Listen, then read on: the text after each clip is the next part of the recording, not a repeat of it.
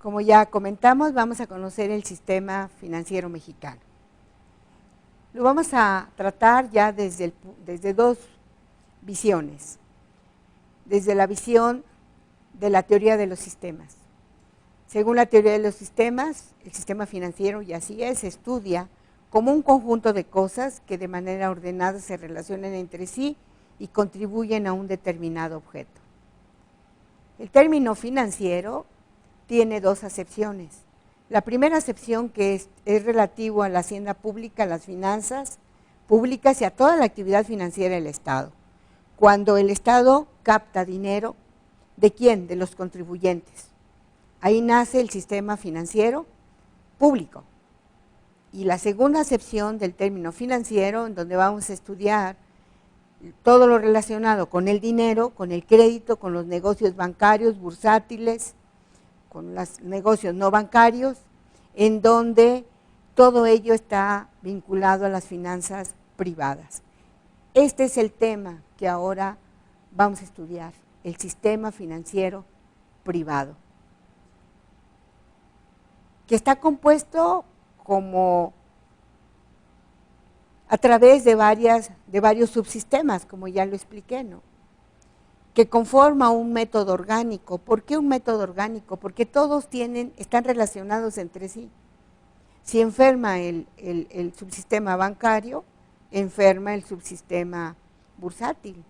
Puede enfermar también, en consecuencia, el sistema no bancario. Este sistema financiero funciona como el organismo humano, como el cuerpo humano. Si usted come mucho dulce, pues va a tener a lo mejor diabetes y va a dañarle el órgano reproductor, el órgano circulatorio, el órgano ginecológico, etcétera, no sé, ¿verdad? Sobre todo, tiene que trabajar todo para que el organismo funcione. Por eso es que el sistema financiero, para que de manera eficaz funcione, tiene que trabajar bajo este sistema de pagos. Se estudia de manera científica porque hay un método, hay ciencia, hay teorías, hay doctrinas dentro de este sistema financiero y opera en fenómenos de captación de dinero en actividades de consumo y de producción. ¿Se acuerdan que por ahí ya hablamos de términos económicos? Muy bien, pues el sistema financiero lo componen principios y elementos. No hablamos del derecho financiero, sino de los principios del sistema financiero. ¿Cuáles son los principios? Son 7. Los principios de control por el Estado, de especialización y pluralidad asociada, de estabilidad de las instituciones financieras, el de libre concurrencia, el de pulverización del capital, el de actuación expedita y de protección a los intereses del público. Por favor, anótelos, los 7 principios, porque los vamos a ir viendo durante todo el curso cuando estudiemos ya la materia de derecho financiero. Al fin de cuentas, estos principios regulan al derecho financiero también. Y de manera sencilla nos vamos a explicar. ¿Qué es el principio de control por el Estado? Pues nace desde una disposición constitucional en donde existe que debe de haber autorización para crear instituciones, para que funcione el sistema, para que funcionen los subsistemas. Tiene que haber autorizaciones desde el punto de vista legal a través de las leyes reglamentarias de la Constitución política para revocar las autorizaciones, para vigilar a las instituciones. También debe de haber un marco regulatorio para identificar cómo deben de funcionar cada uno de los subsistemas y además debe de haber regulación para que la banca de desarrollo, lo que nosotros llamamos como la banca del Estado, funcione. Entonces el Estado lo hace a través de disposiciones constitucionales y su marco regulatorio de cada uno de los artículos 28, 27, 5, 123, etcétera, que más adelante vamos a estudiar.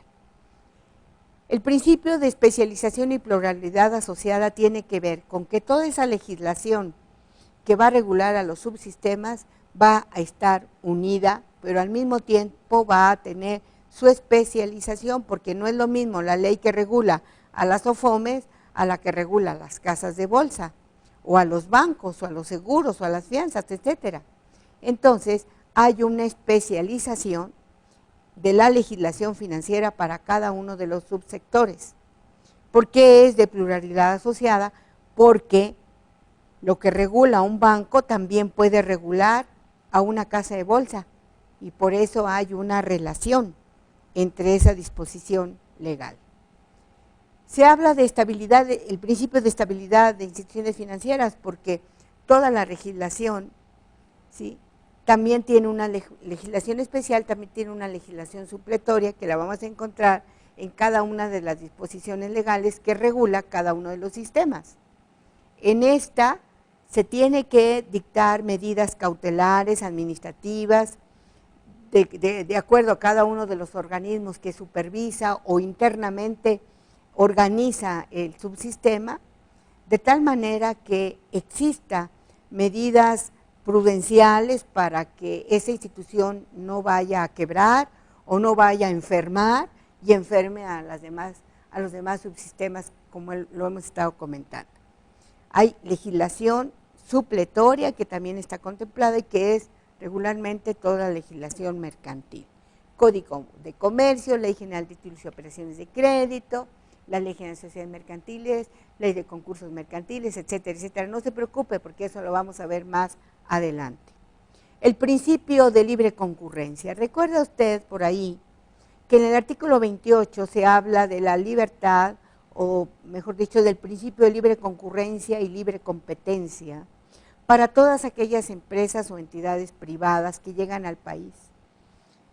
Nosotros vamos a analizar más adelante si en efecto existe libre competencia.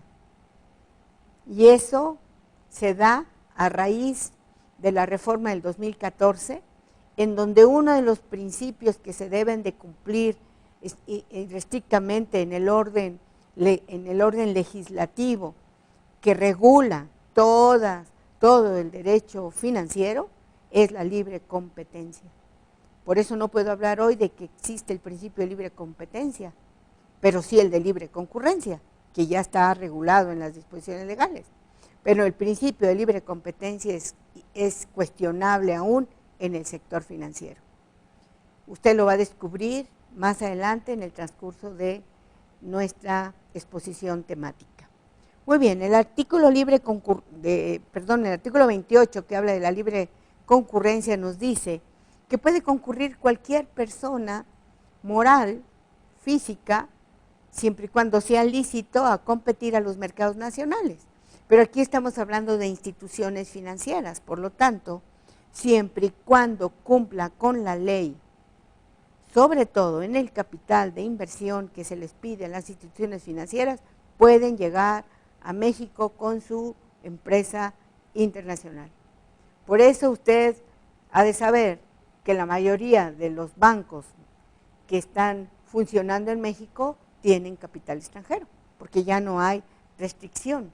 Y este es un principio internacional en materia de comercio o de permisibilidad en los tratados comerciales para que la libre competencia y la libre concurrencia se dé en nuestros países. Pulverización de capital. Este principio de pulverización de capital tiene que ver con que ninguna persona física o moral o grupos de personas que tengan nexos entre sí, entre diversas sociedades mercantiles, acumulen participaciones accionarias. Esto usted lo tuvo que haber estudiado por ahí en derecho fiscal o en derecho o en legislación mercantil, en el aspecto del derecho mercantil, porque recuerde que tenemos empresas que tienen capital societario que controlan a cada una de estas sociedades mercantiles. Entonces, está prohibido por norma constitucional y por disposición supletoria, o mejor dicho, regulatoria, que una sola persona controle varias entidades financieras a través de participaciones accionarias y que sean dominantes, porque no queremos que se dé, o el legislador lo visualizó así, para que no se dé el grave problema que se tuvo hacia los años de 1995 en que México sufrió una grande crisis financiera, donde los bancos y algunas entidades no bancarias tenían como socios principales al mismo socio del banco, al mismo socio de una arrendadora, de una empresa de factoraje, de una de seguros, de una de inversión, y ellos mismos se prestaban. Y se tuvo que crear el famoso FOBAPROA, ¿recuerda usted? Bueno, pues eso también usted lo va a conocer aquí. Por eso ese principio de pulverización del capital que está prohibido en México. El principio de actuación expedita, que tiene que ver con que usted muy bien lo conoce si ya ha sufrido una experiencia de este tipo, en que todas las acciones que se formalizan, todas las acciones que se lleven a cabo para tener que recuperar un crédito se hagan conforme a la legislación mercantil mediante los juicios ejecutivos mercantiles.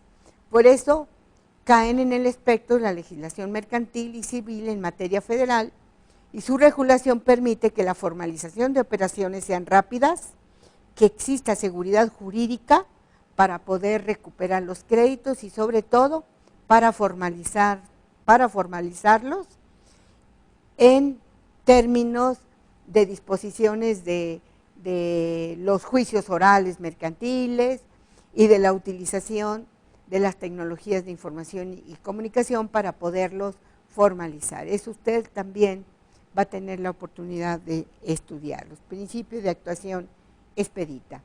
Y el último de los principios, que es el de protección a los intereses del público, en donde los mercados financieros y las actividades de intermediación financiera en general tienen como objetivo lograr la confianza del público, mantener la confianza del público y luchar para que la confianza del público no se pierda.